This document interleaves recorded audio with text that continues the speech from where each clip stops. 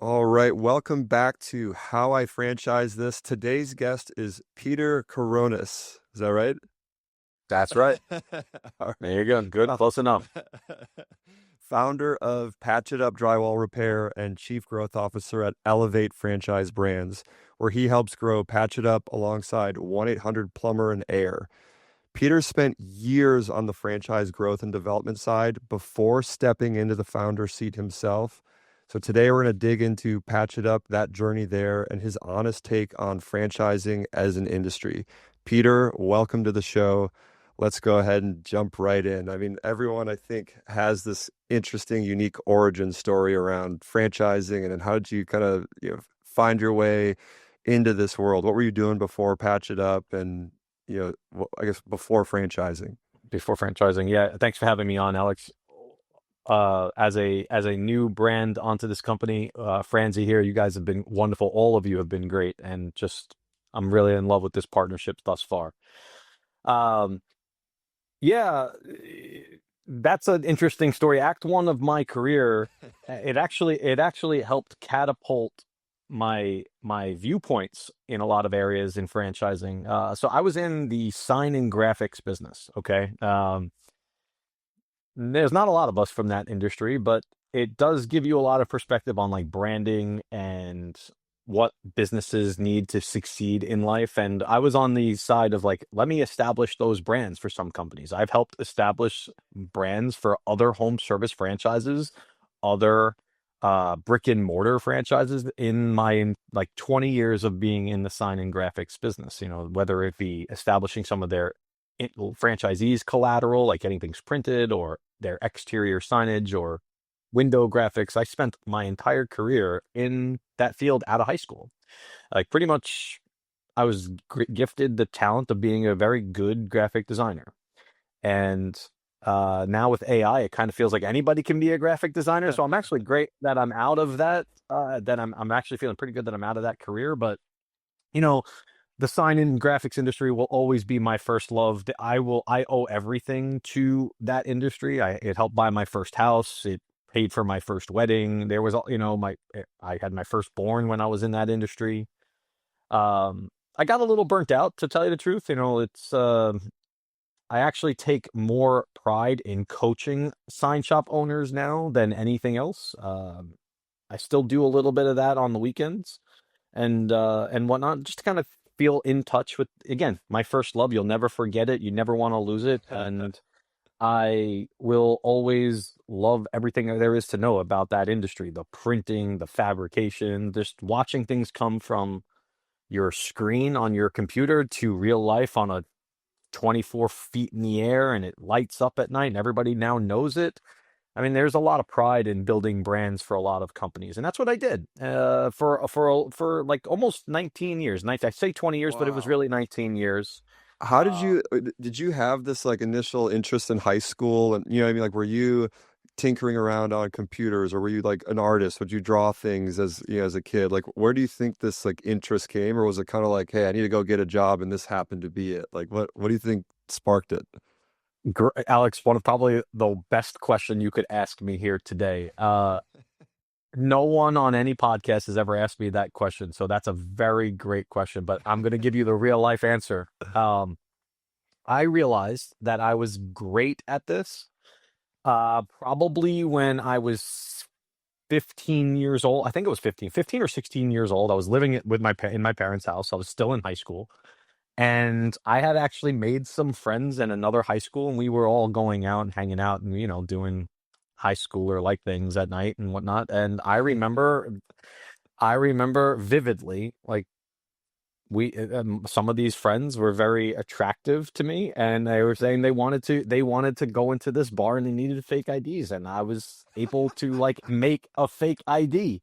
That means I mean, I'm not even kidding. There were no such thing as like Photoshop back then, but like I had some art programs that probably are out of business now, and I took a driver's license, a New York State driver's license, and I was like remaking it. No way. I scanned it, colored it. I mean, I'm not going to go into the nuances of how I did it, but this, by all means, to your listeners, does not speak to my integrity. I was an adolescent back then. But you do anything for the girl that you have a crush on, right?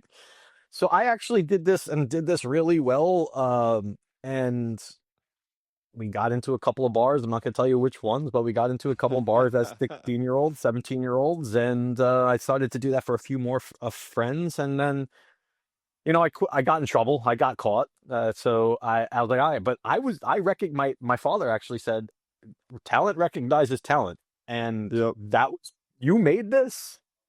And that's what got my eyes into, like, you may need to go to college for this, or you may need to go into a career with this. I think you're very talented. So I was always very encouraged by my parents by this. And even though that one situation unfolded and it was a nightmare, I, I have a similar-ish origin story that I share every once in a while on podcasts, but it's like I feel like, I don't know, you're a kid, you're entrepreneurial, but also naive and silly and yeah, maybe a little stupid.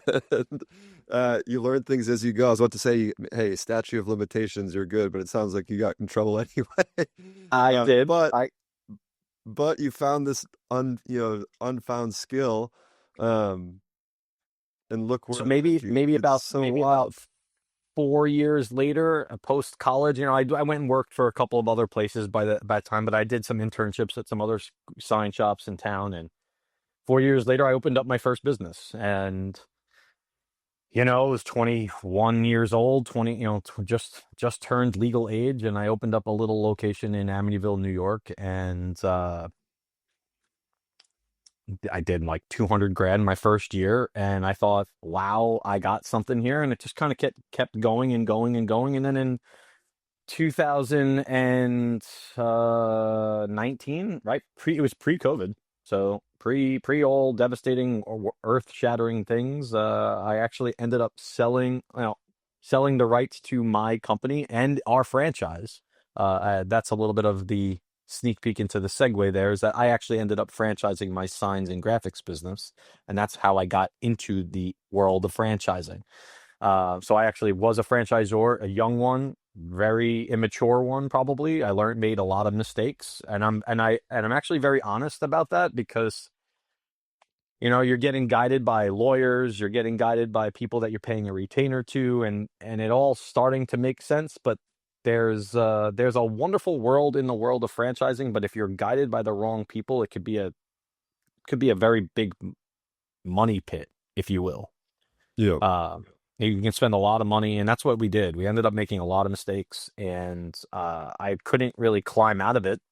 So I was very close with the executives over there in the fast signs world, and we made good, strong relationships, and an opportunity came up for them to expand in the Northeast region, and I had all of my locations basically in the Northeast, and we saw a match alignment there.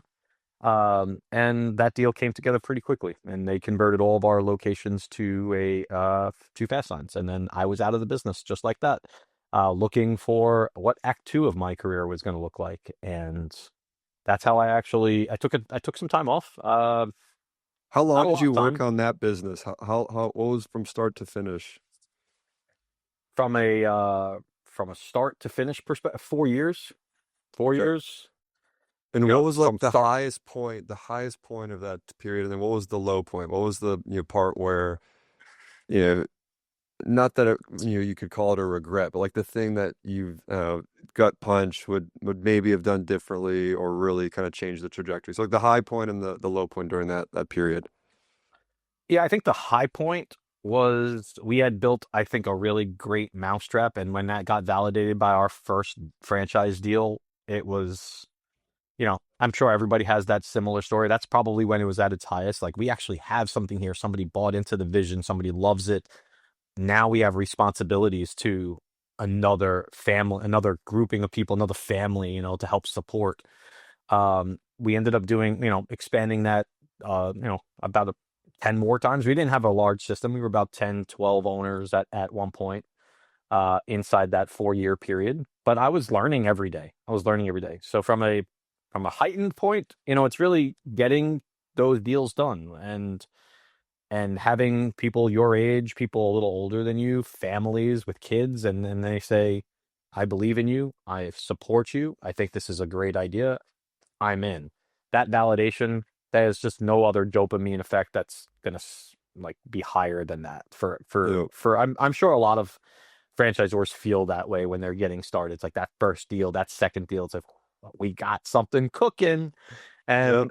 that's a feeling you'll just never it'll never go away. But from a on the opposite side of that spectrum, from a mistakes perspective, really one large one comes to mind, and I probably talk about this a lot in my coaching calls.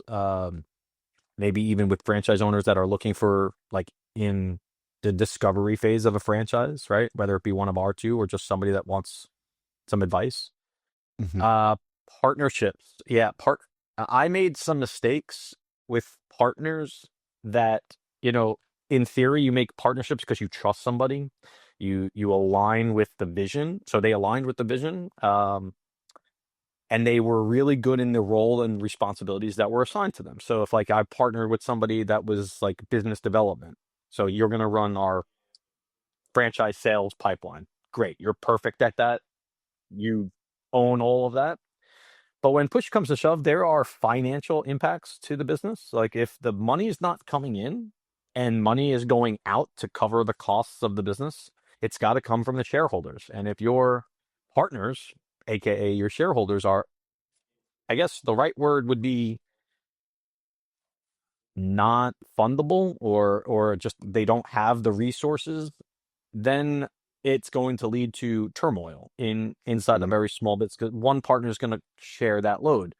So if you don't spell that out clearly, like what that means, how much equity you may lose, or you got to get paid back your money first, and whatever those ramifications are to the financial impact, they can affect a partnership quite seriously, to the point Hmm. where it can end ugly.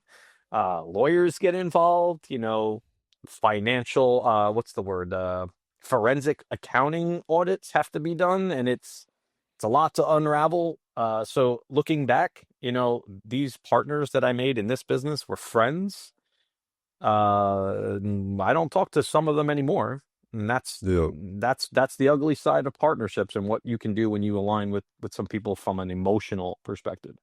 This is something I think about and talk about a lot. It's just like having partners or a co-founder is a massive superpower if you get the right one, but it can also be like the biggest company killer, you know, personally, professionally, can set you, way back if you don't get the right person. And I think it's silly sometimes how loosely people take it. They, like think about like getting married to another human being. It's like you go on all these dates. You really like vet the person. But with business, it's kind of like, hey, you went to high school with me, or like, hey, we worked together at this company. Let's go start this thing. And it's like so quick and fast in a lot of cases. And I don't believe in the misnomer of like don't get into business with friends or family. I think there's a caveat of like that's fine, but you need to make sure you really have complementary skill sets and that it actually benefits the thing that you're going after.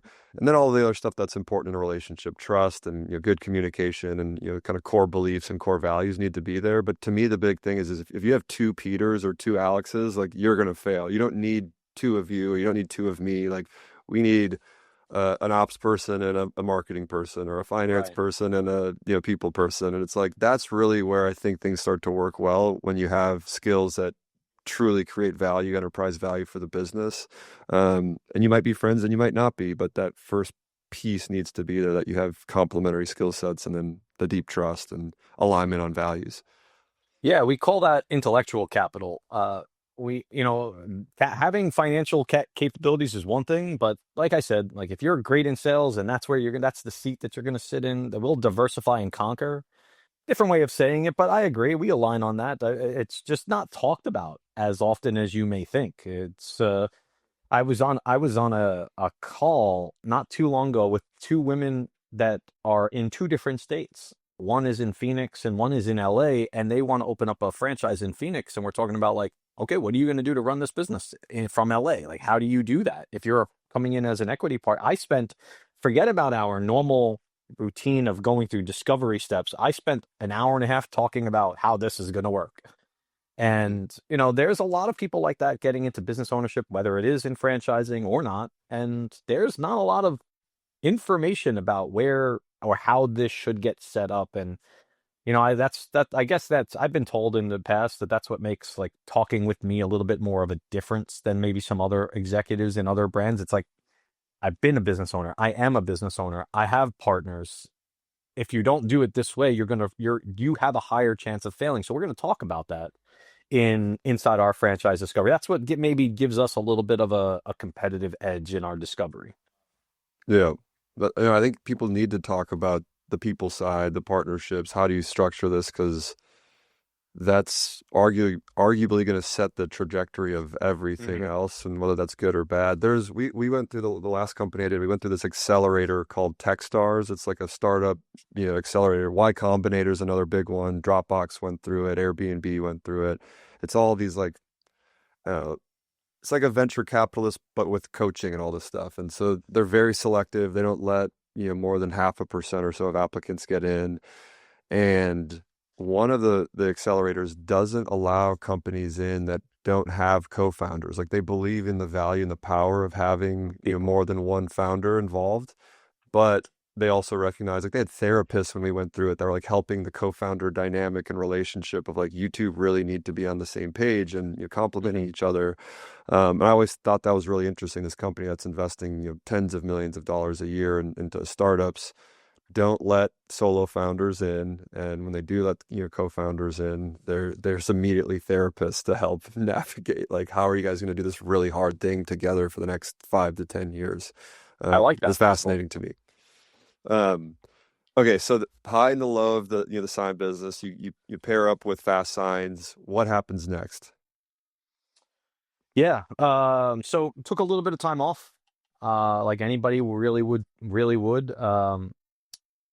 I started to, believe it or not, get that itch back. But one thing was very clear from the very beginning for me. Having my wife tell me that we were expecting our first child. I was like, all right, we're not moving. So that was one thing. We made a decision really quick because, like when you sell your business, you're not grounded anymore. So I could live anywhere. I don't, I just got married.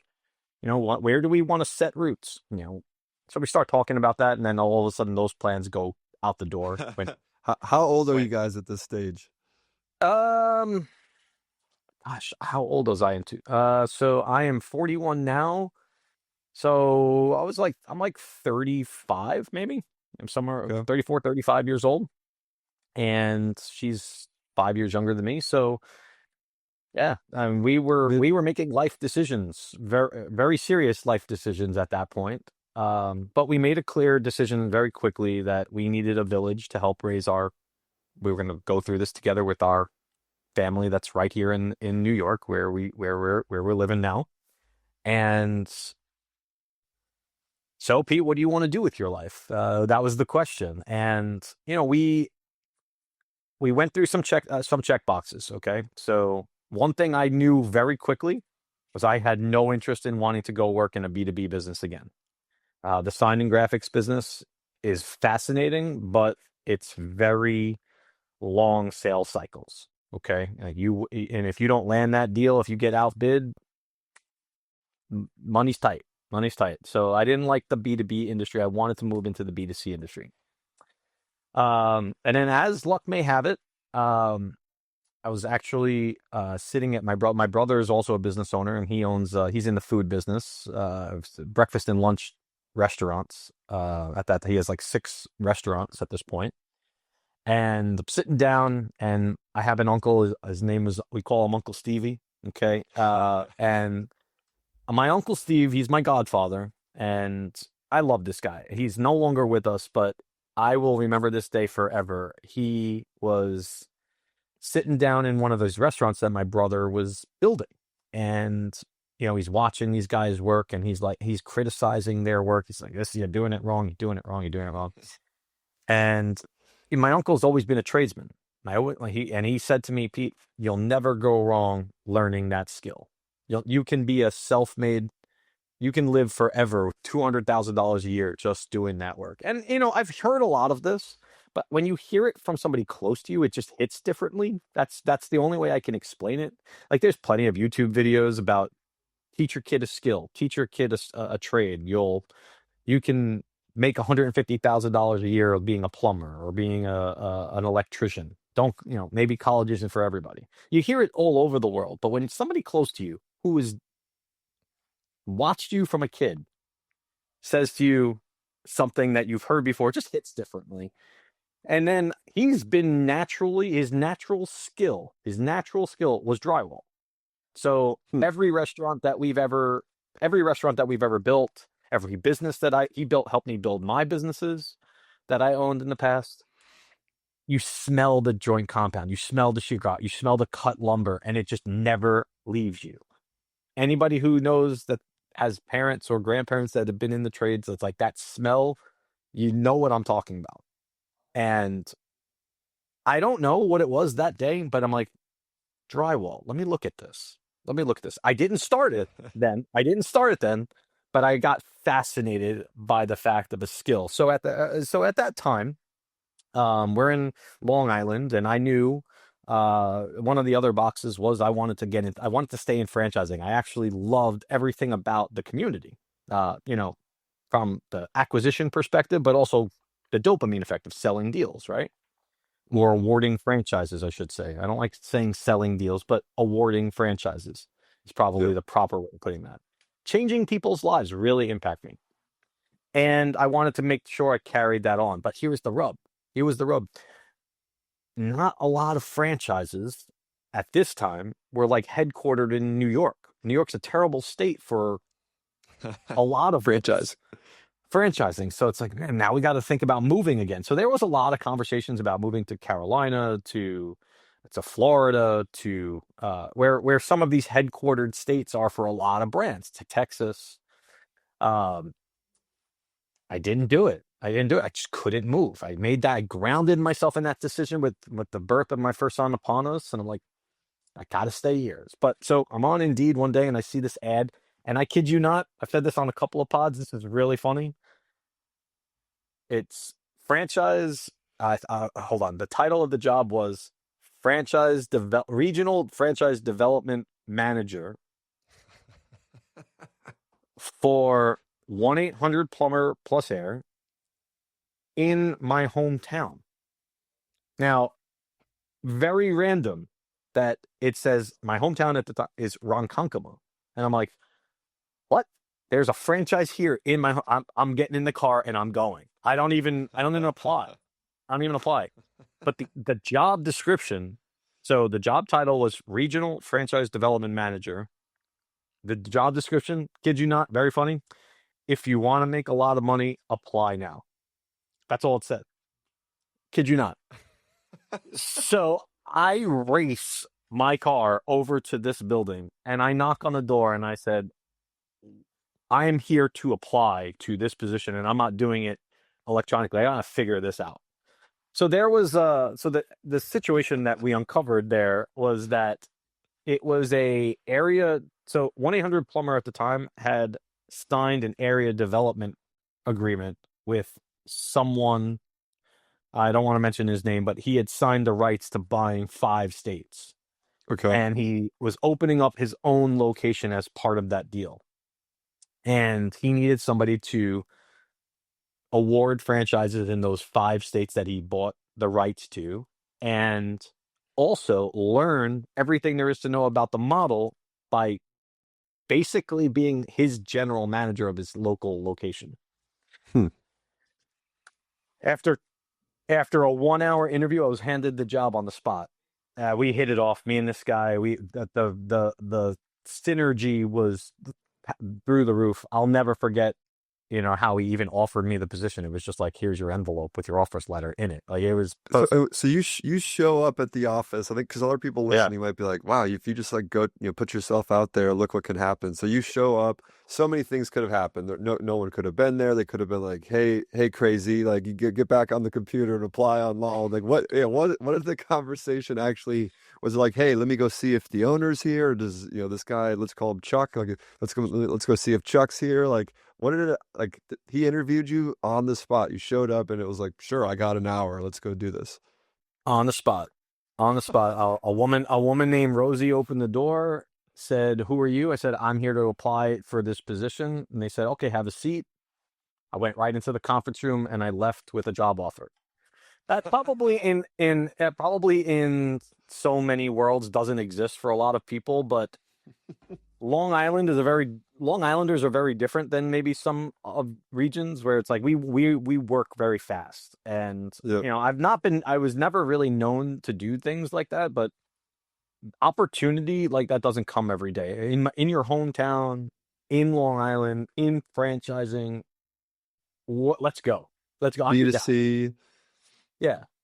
Yeah, B2C, right. So at this time, I know nothing about plumbing. So I said to him, like, I'm your guy, but I know nothing about this industry. He goes, don't worry, we're going to learn it together. So that, again, that synergy between me and this gentleman was through the roof. It was palpable.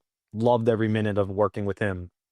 And for about a year and a half, I did both roles. So to be clear, selling franchises for 5 states is difficult. Okay. And running the day-to-day operations of his local business. So everything I'm learning from a day-to-day is coming out in my sales calls with candidates. But I learned everything very quickly. Picked up on it very quickly. So about 90 days in, here we are, and I am more or less familiar with how to run the franchise according to the franchise's playbook.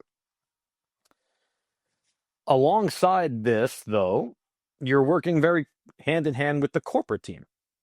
Okay, so all of the executives at our corporate office in Texas, the CEO, the chief marketing officer, all the assistants and trainers and support members and ops members on the team, they're all they're all headquartered in Houston, Texas.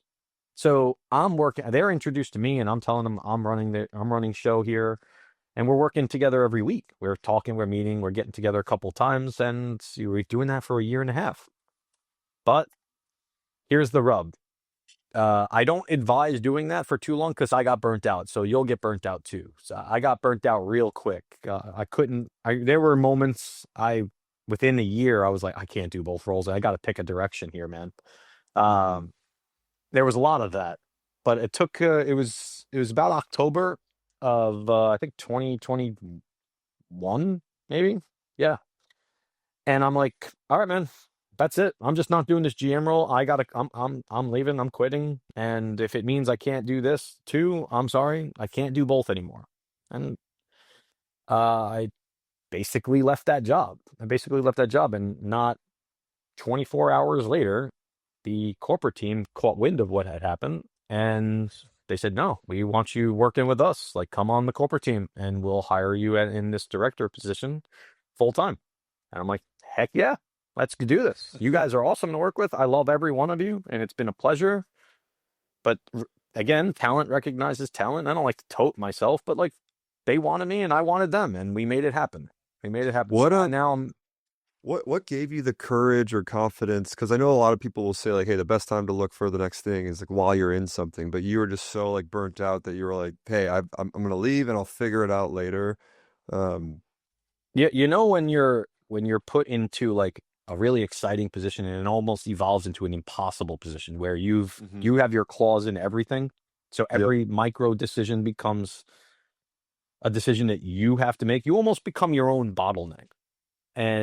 And that's what happened. I recognized that very early on in about a month or so before I actually did leave the position. So yeah, I probably made another rash decision and left without knowing what my next career or next job was going to be. But I was coming home every night frustrated, tired, going to sleep at 7 o'clock at night, and then waking up to 18 messages from this same person that I had so much synergy with, and saying like, "What happened with this? And what happened with this? And what happened?" I'm just like, no, I can't do this anymore. So that Mhm. very next day, it was like, we're done. We're done. Um, and I didn't really have a plan, to tell you the truth. I mean, yeah, the safety net for me, and maybe I have this and some other people don't, but I could have always went back into the family business. My dad is in the food business. My brother owns these restaurants. Like if I needed to provide for my family, I had people there that would help me, and I'll never forget that. But other people don't, and I get that. I completely understand that. But what that call came, And I took it and I'm like, yeah, let's do this. I love what I'm doing and I'll do it. And instead of doing it for 5 states, let's do it for the whole country and maybe more. And let's go. It's go time. And I've been with this organization ever since. And that you liked, you were so attracted to it because one, you said the team was awesome, talent recognizes talent. And it also allowed you to have, like bigger breadth of, territory and space, but also focus right at the same time where you're not having to wear, you're still wearing a lot of hats, I'm sure, but you're not GM role plus development role plus, this, and Yeah. this. Is that what, got you excited was, hey, I can specialize a little bit more and focus on this thing that I really enjoy and that I really like doing, which is helping other owners, or other people become owners, entrepreneurs, operators, A- etc. Absolutely. Laser focused on one area instead of operations, marketing, the systems. Just focus on making people's dreams come true. Yep. That's what you're here for. You own this department. Anything that you want to do, you have to work within a budget, but it's really the people. Um, the people at, well, the people at Elevate Franchise Brands are some of the best people I have met in my entire life. These are lifelong friendships now that I have. I talk to them every day, and I talk to them more than I talk to my own parents. And just the genuineness of support that they offer, they are, when they say they're a people first organization, they look to exceed what that means every year. They get it. It's one of the best organizations I've ever been a part of. And to tell you the truth, any business I've ever owned, I wish I ran it like they do. Yep. I probably would have gone down a different path if I had, or been a little bit more successful if I had. But these people are, Mark Collins, our CEO, to his assistant, to the chief marketing officer. Everybody there shows up every day with the mindset of like, we're not going to win every day unless we help our franchisees win every day. And that's just really something that comes out in almost every single Zoom call that we have, or every single meeting or rally, or even just cup of coffee around the espresso bar in our corporate office. We are always talking about other people, not talking about ourselves, and winning the day. That's amazing. I mean, the culture matters so much. And I know it's something that people talk about a lot, but the ones that actually live it and practice it and focus on it and execute on it, I mean, you can really, really tell the difference whether you're working with them or you're a customer of theirs or a partner of theirs from a business perspective. We always ask people in interviews, the same question. We don't say that there's like a right or a wrong answer, but we ask people to rank these five things in order of importance to them as an individual in a job. And that's the people you work with, the type of work that you're doing, cash compensation, equity compensation, so having upside and stock options or ownership in the business. And then the last one's like flexibility, slash work-life balance. And more often than not, I find people like not that they don't care what the work is that they're doing, but a lot of people answer like people first, people first, people first. And some people don't. They'll put that third or fourth, and I'm kind of like, interesting, interesting answer. But a lot of people over hundreds of interviews, it's like the type of person or people that I'm working with matters the most to me. Um, and that might seem like it's, that would be common sense or it makes sense, but I always find that interesting that at the end of the day, us as human beings are social, communal people. And if we're going to spend 40 plus hours a week doing something, we want to do it with people we love, care about, can get along with, enjoy, yeah, can laugh with, and also do hard things and get angry and then move on from it. And so it's cool to hear that you found that place where it feels exceptional, it feels different, and that you guys talk about winning the day and doing what's right for your system and your franchise partners. Yeah, and I may need some time to think about how I would rank my five things. Right. That what I can tell you about those five suggestions is probably last on my list is what we're doing, or what it is that we're doing. Because again, that's probably easy. It's probably the least important one for me. It doesn't matter if it's plumbing. We could be in the spray foam insulation business for all I care, and I know nothing about that industry either. But these people can do anything. So yeah, I guess with that statement, it's probably people first, what we're doing last. and then in some shuffling of the order of the other two.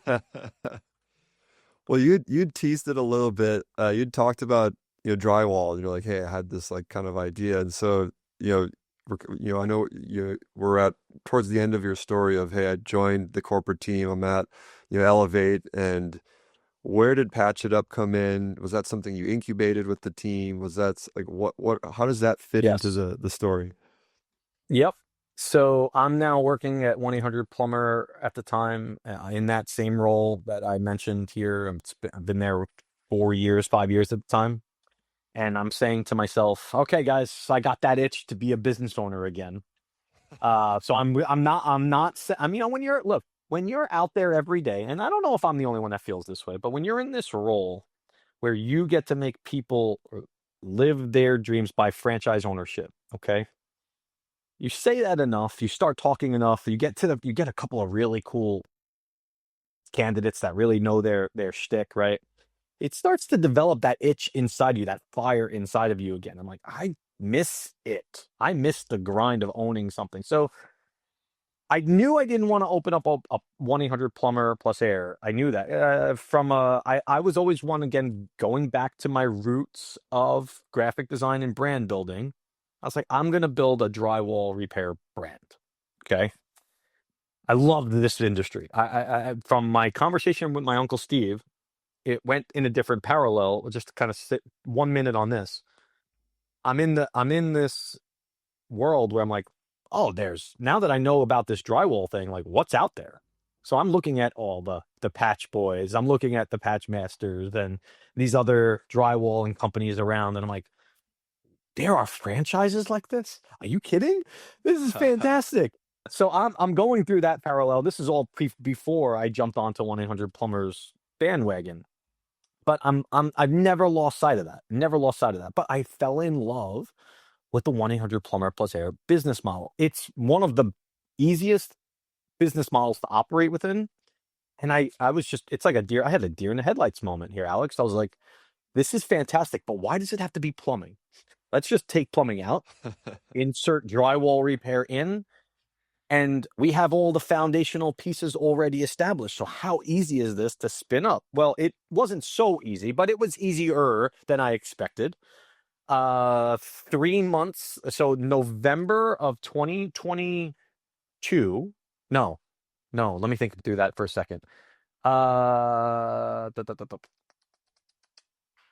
Actually, yes, November of 2022, December, January, we did our first service call in February of 2023 with Patch It Up Drywall.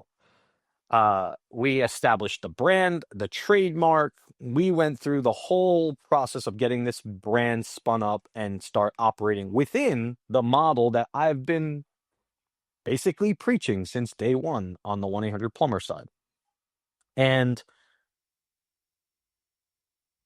I had an amazing first year.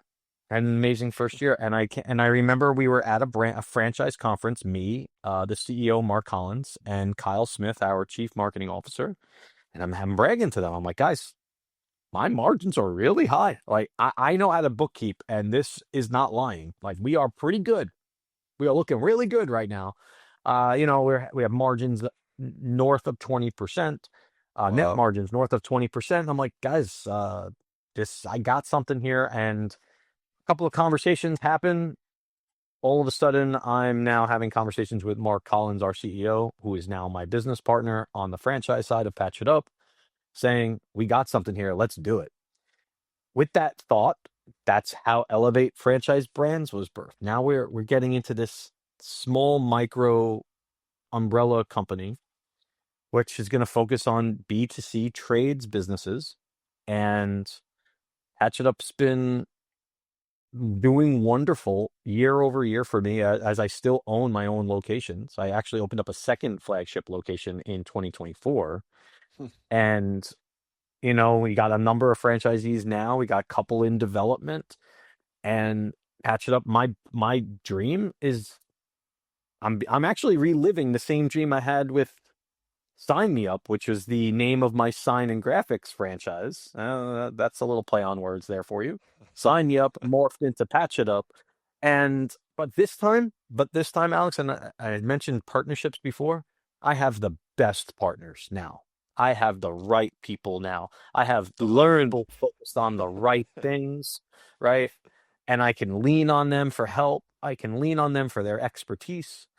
And I don't feel like I'm doing this alone anymore. I feel like I have a team, and a strong team, a team of people that are professional, that care about the home experience of our consumers.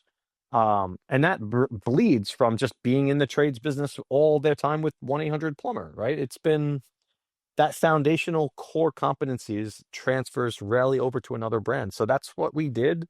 That's where we are now.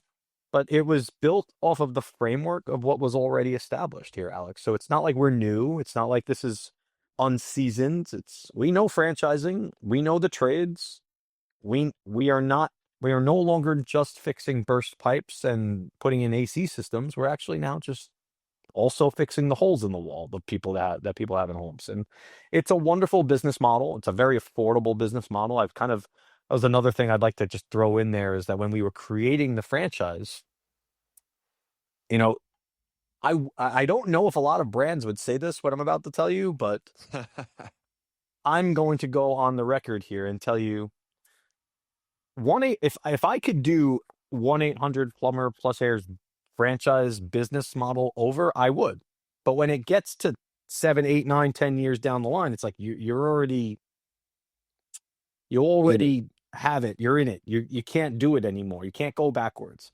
But if you're starting from square one, what can you learn from all the franchise brands that are out there, the other FDDs that are out there, the other programs and spiffs and incentives, and how they go about offering their business model differently than you can if you already have one established. Like when you have it established, it's already matured. You can't really make macro changes to your FDD at that point. You can make micro changes and it comes off pretty easily. But like if I wanted to introduce, like we have something called a startup bundle at Patch It Up. And it's basically my viewpoint of just doing everything for a candidate. You need tools, we're buying you tools, we're giving them to you. These are the tools you need. You need your iPad, I'm giving you your iPad, it's going to get set up, and here it is. It's done. You don't unbox it, turn it on, it's ready to go. There's a lot of franchises out there that leave that to the franchisee to do. Oh, you have to go out and buy your iPads. That's an item on your task list. Did you do it? Oh, I'll do it next week. Now you're delayed onboarding. Now I'm just giving you everything ready to go. So you get this like gigantic big box shipped to your house. Everything from your apparel, your technology, your tools, your supplies. Go put it in your one truck that you got, and everything is ready to go.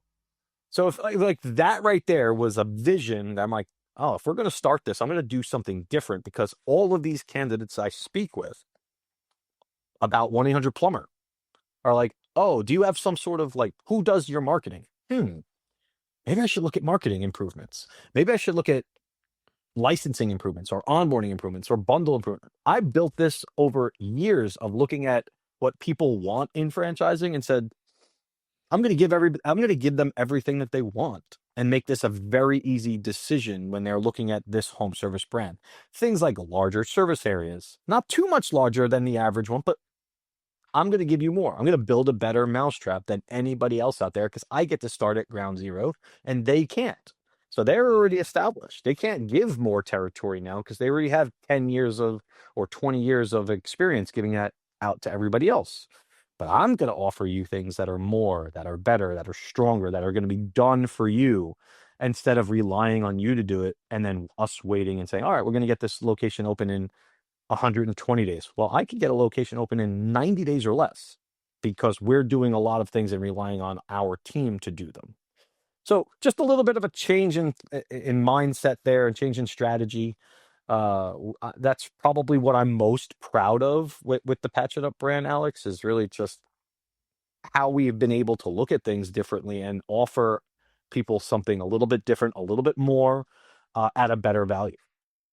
I mean, it sounds like, I mean, definitely tons of learning along the way, right? Even from like the types of people you're working with, and listening to hundreds, maybe thousands of conversations you've had with people exploring franchises, and like what are they really looking for, and how do we purpose build this thing to spec for, those wants, those needs, and that are going to set people up Yep. for the most success.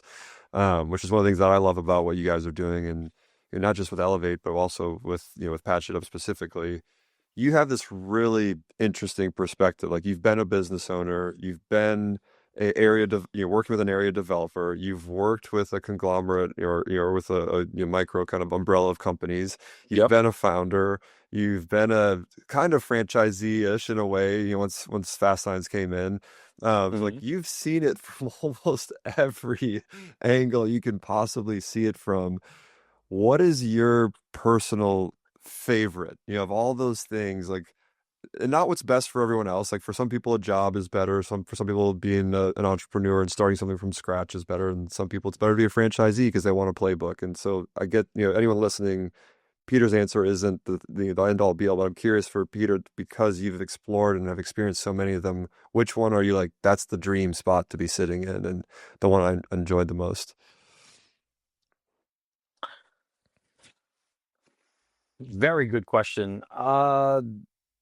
I didn't spend a lot of time as a franchisee with Fast Signs. It was about a year. So I didn't really get too much time there, but I did see how a really great organization like Fast Signs treats their franchisees. And I guess the part that answers your question the most is really it's still the learning aspect, like the building aspect of it all. So whatever one of those roles allows me to build is the one that I would choose. I don't know if that answers your question directly, but you can almost build in every one of those roles, right? Yep. Um, but if I had to pick one that is my absolute favorite, it's probably the business owner mindset. It's probably the business owner one, because you could still be learning in that role, and you're still building, and you're building something that's extremely valuable for you. So when, even as an owner of a flagship Patch It Up location, two flagship Patch It Up locations, there's always that part right there is what stems innovation, right? Like, what do you need? What do you need to be better for next year? And then can that thought process be implemented at a franchise level? So even just linking through like some of the technology that we've added. Before we jumped on this podcast, I was telling you about, oh, I'm really excited that a development project that I've been working on at the franchisor level is finally being done. Well, this is to improve my operation. This is to improve all Patch It Up operations, right? Where we introduce something here called the Elevate engine. Uh, and it's a full automated tool that is built with a voice of your brand. So there's the female voice named Ella, short for Elevate. There you go. And I hope you love that. That's got Pete's branding spin on it, as that's my stamp on it right there. But it's an AI generated automation tool in an evergreen way, right? So it's like, what happens if let's just start with the number one home service issue that's out there, whether you're a 1-800 plumber owner or a Patch It Up owner or any other home service brand. If you get 10 leads, you're not booking 10 of those leads. And if you are doing something fantastic. Please hit me up. Tell me what your secret is. But you'll probably book 5 or 6 of those leads, that of the 10. Then what happens to the other 5? You paid for that lead in some fashion. They drop off, they don't book, they ghost you. You call them, you text them. Even if you're using technology like Chirp or Hatch or even some other texting software that you may have built yourself, they're eventually just not going to answer. They're eventually not going to answer, but you still paid for it. So what do you want to do with that? What do you want to do with that lead? That lead should not just drop off. And 8 out of 10 home service brands, whether you're in the franchising world or not, 8 out of 10 do not have that answer. I paid for 5 leads. I have 5 bookings, and then I maybe sold 3 or 4 of them. That trickle down effect hurts a home service brand in their early years. So we're talking about this evergreen approach. Well, that lead should always be communicated with. You paid for it. Let's nurture it. Let's educate. Let's incentivize. Let's cross pollinate perhaps until they never hear from you, until they opt out of your messaging. Then they're completely gone. But not everybody sets up their business this way. It's more finite. right? So, Alex, if you got a lead today, you might talk to that brand for the next that or that might you might talk to that customer for the next week, 2 weeks, 30 days. But if they don't answer any one of your touches, how likely are you going to reach out to them again? What's your plan? What's that look like? I spent 20 months exploring all of this, and it's not just speed to lead. There are other fragments of the Elevate engine that will blow you away. It'll help you close deals. It'll help you retarget markets. It'll help you engage your repeat customers, sell more memberships, nurture your customers. This thing is happening on autopilot, and we built it ourselves. We built it ourselves, and we're launching it here imminently for our systems to use. And when we look at what technology costs these days, there's a lot of really great companies out there. Okay. And I've interviewed them all. Service Titan is a great company that we use in both brands. But they don't even have the answers to half of what Elevate Engine can do. And they're a billions of dollar owned company. Mm-hmm. So we talk about Chirp and Hatch and Free to Grow and all these, Avoca and Broccoli, and these are great companies. I have nothing bad to say about any one of them, but they can only do a piece of the puzzle. They all do a fragmented piece. Nothing gets put together in a more evergreen loop, if you will, to keep a customer engaged with your brand.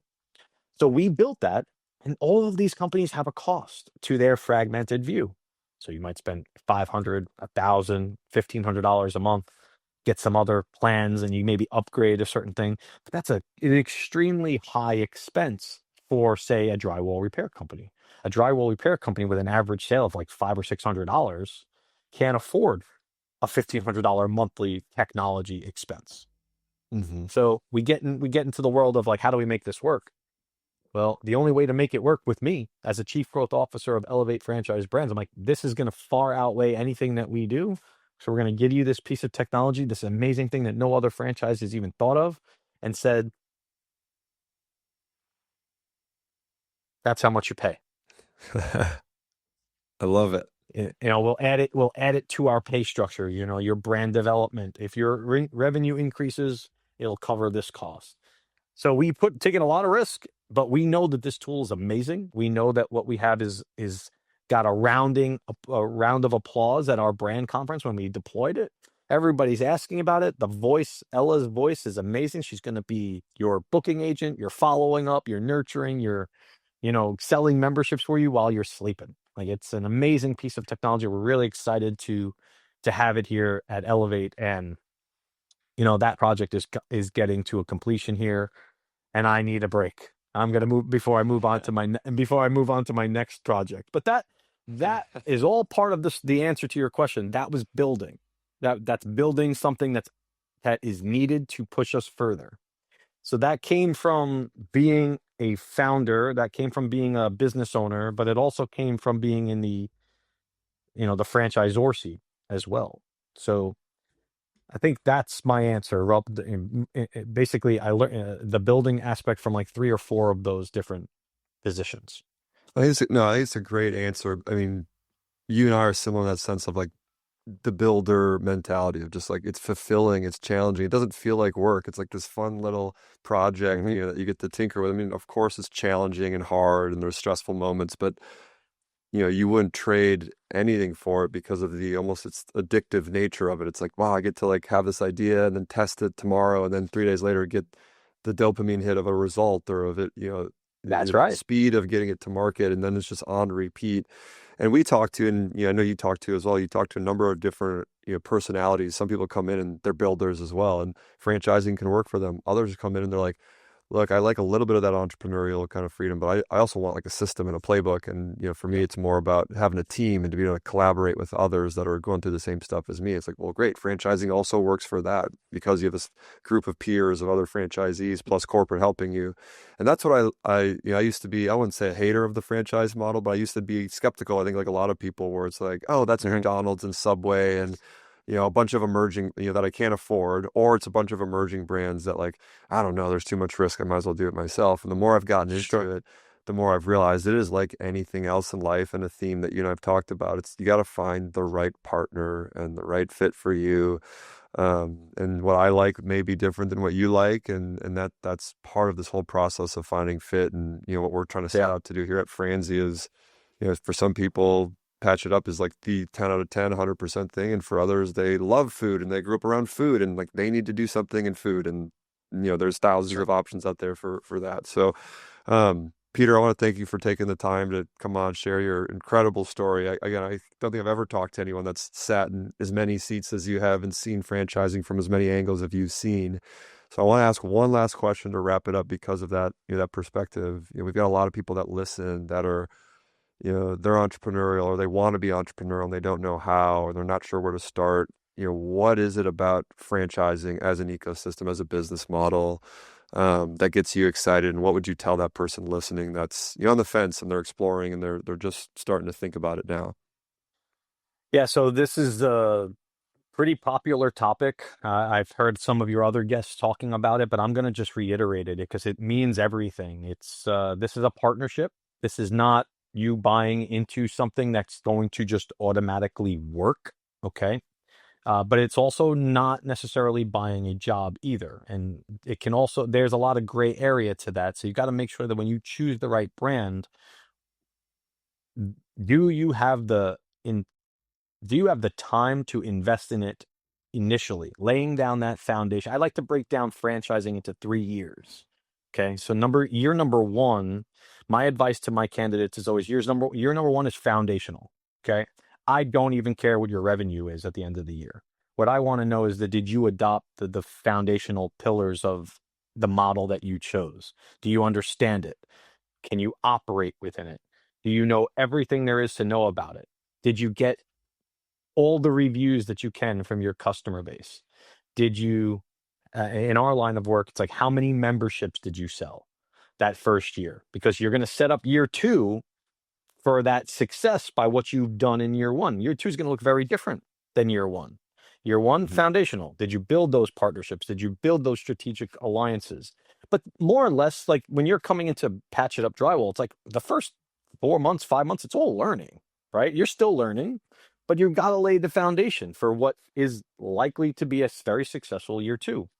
So year two is if you sell 100 memberships your first year, you have, in our line of work, you might have 300 appointments in year two, right? Already set and put on the schedule to start year two with. You didn't have that in year one. So now that's building upon year one's foundation and starting to stack these bricks. Year two is strongly about systems. Okay, now that you've learned the model, you've operated within the model, you've wrapped up your first full year, you may have taken a loss, you may have broke even, you may have even made some money. But year two is you're going to have to set some goals and you're going to have to reach those goals. How do you reach those goals? Grit, determination. And the word that I like to use most importantly is discipline. How do you value your time? If you spend 2 hours at a networking meeting, it better be worth those 2 hours. And that's how I view it as a business owner. That's not a franchisor perspective. That's a business owner perspective. That's where my hat comes into these calls. It's like yesterday I went to a meeting and I signed up a member for $1,200, and that's going to get me $10,000 in annual revenue with that one partnership. That was worth my 2 hours of time yesterday. You have that evaluation where your time needs to be spent on building the business. That's grit. Everybody wakes up in the morning the same way. I don't care who you are. Nobody gets up in the morning and goes, "Yay!" No, there's no birds singing, dancing around your head. Most of the people I speak to, when I ask that question, it's like they fight to get up. They wake up tired. They wake up tired in the morning. They have an inner voice that they got to listen to.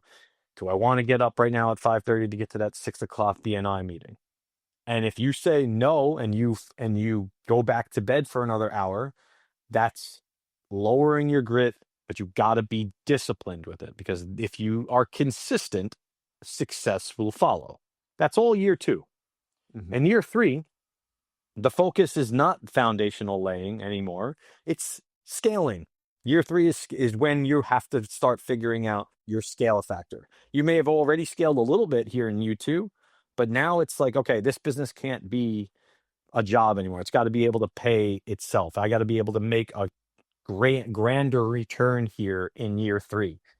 But it takes that runway, especially in home services, where I guess I'm really talking home services specifically here with this philosophy. But year one, if people are talking to me and say, I need to make $300,000 for myself this year, what is your plan? What is your plan to do that? Because you're not buying a business with this franchise. You're buying a business model. So this is what that business model looks like. How do you make that work for 300,000 when most owners are maybe breaking even or showing a marginal profit margin? So I guess that's my advice, is really look at, if you're interested in home services and you're evaluating franchising, I would look very hard in the mirror if you have a 3-year runway. And number two, do you have the grit? Or are you looking at, I know you had Aaron Harper on one of your other episodes. I loved listening to it because he speaks glowingly about this, and I agree 1,000,000% with this. But like, you're going to spend $200,000 on a patch it up drywall business and then give it to somebody else to run. Make that make sense. Yep. You're going to spend $300,000 on a 1-800 plumber plus air. Make that make sense to me if you're going to bring on a $70,000, $80,000, $90,000 manager to run your business that you just invested this money in. Make that make sense. So again, that I'm kind of like, I'm stealing his thunder a little bit, but I'm also expanding on it, because to get to that point where you need to bring on a manager to run your business, you need to be focused on like foundation laying, implementing those systems. You have to know everything about your business before you bring on a manager to do it for you. You get me? Like that's a strong belief. We don't believe in this semi-absentee BS that's out there. Hey, I want to pay 10, 15 hours in the business. Not this one. You won't. Go buy a gas station or a laundromat, and have fun, but not this one. You need to be dedicated. You need to be disciplined. You have to have grit. You have to show up every day. You have to lead your team, culture build. People need to understand who they're working with. You said it. I got to love the people I work with. If you're never present, they're not even going to love you. Right. So being a part of that is, you got to be present. You got to inquire. You got to be asking questions. You got to pressure test your own business model, so to speak, as I like to say it. So, these are all elements of owning your own business that I've learned over the years, and that would be my long-winded answer to your question. No, that's brilliant. And something you said reminded me of another episode we did with Brian Beers. He owns 40, 50 Meinekes. And he said it starts out in phases of, in the phases, I do it. So this is those early years where you got to be in the business, learning it from the ground up. Then it's we do it, where you're there with a assistant GM or a GM that you're kind of training and getting up to speed. And then after a while, once you've hit certain scale and a huge size, then it can become they do it, where they are running the day-to-day and you are focused on acquiring new territory, locations, getting into other concepts, whatever that may be. And I think a lot of people just want to skip to step 3, but you can't do that. You need to get the experience. You got to get your licks in. You got to get your reps in and that experience. So I think that's great advice. You got to be consistent, disciplined, have that grit, do the work. This, even though it's a franchise, doesn't mean it's done for you. And there's not this immediate, shortcut. I mean, it speeds things up and it gives you an advantage, but it's not a 0 to 10 shortcut. It's probably a 0 to 2, 0 to 3 shortcut. You still got to do that work to get to 10. But Peter, this was an incredible conversation. Thank you again for being so generous with your time. We've loved working with you guys and your team here at Franzi. If people want to learn more about you, learn more about what you guys are doing, where can we send them? Is there any social media or handle or email or anything that people can use to reach out to you at some point? Yeah, so the best way to reach either one of our brands is to go to elevatefranchisebrands.com. That's going to get you to a little bit about our company, and it'll get you to each and every one of our brands that we're bringing out and rolling out with here. So if you do, I'll probably be one of the people you'll speak with, and looking forward to it. Awesome. Thanks.